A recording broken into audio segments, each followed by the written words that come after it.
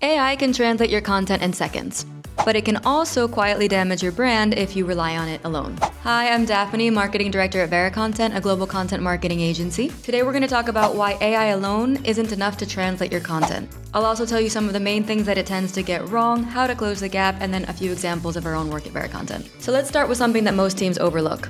Translation and localization are not the same thing. AI translation tools are fast. They can convert text from one language to another almost instantly. But marketing doesn't live in grammar, it lives in culture.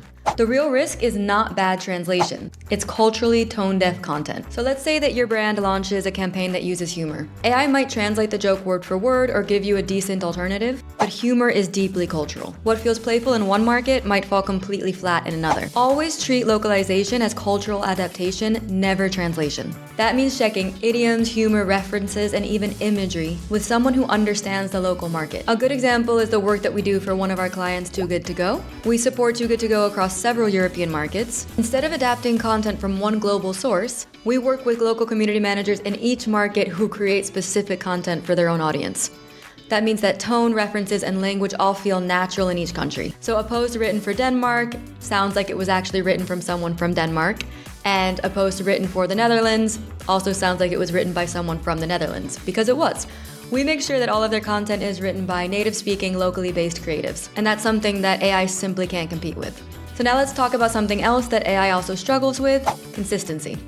Most AI translation tools are prediction-based. That means that the same sentence can produce slightly different translations every time you run it. And for global marketing teams, that can create problems pretty quickly. For example, maybe one of your product names is written differently on your website than it is on your social media, than it is in your help center. And that type of inconsistency can really chip away at brand consistency. So here's the practical step. Create a human review process for AI translations. AI can generate the first draft, but a native speaker should always check terminology, tone, and consistency before anything goes live. And this becomes even more important when you're working with regional language variants. Take Spanish as an example. Spanish in Mexico, Argentina, and Spain use different expressions, tone, and vocabulary. AI often mixes these variants together and makes mistakes, which can lead to your content sounding very awkward to local readers. Imagine launching a campaign in Mexico that uses expressions from Spain. It could be technically correct, but immediately feels off. The solution is to assign reviewers who understand the specific regional audience you're targeting. Localization is about the language and the people who speak it.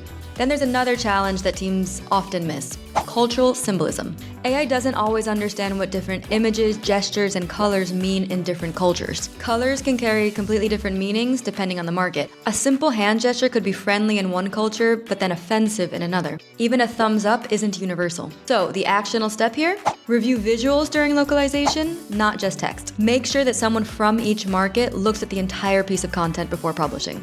Images, symbols, colors, and messaging included. Because sometimes the problem isn't the wording at all. So now let's talk about something even more important: relevance. Local audiences don't want content that's just translated into their language. They want content that reflects their world. And this is where human insight makes a huge difference. Local experts know what topics matter and are being discussed. They also know what cultural references will land naturally. Without that type of insight, your content can feel very generic. So how should marketing teams work with AI and localization? Think of AI as a speed tool, not a cultural expert. Use it for the first pass of translation. Use it to handle large volumes of straightforward content, but rely on human translators and local specialists to refine the message, adapt tone, and catch cultural nuance. One important note here: running a draft through AI before handing it to a translator can actually slow things down, because the translator becomes anchored to what the AI produced, which can limit creativity and take just as long as starting from scratch. So be intentional about when you use AI and when you don't. That combination works far better than either approach alone. AI gives you efficiency, people give you understanding. So what's the key takeaway?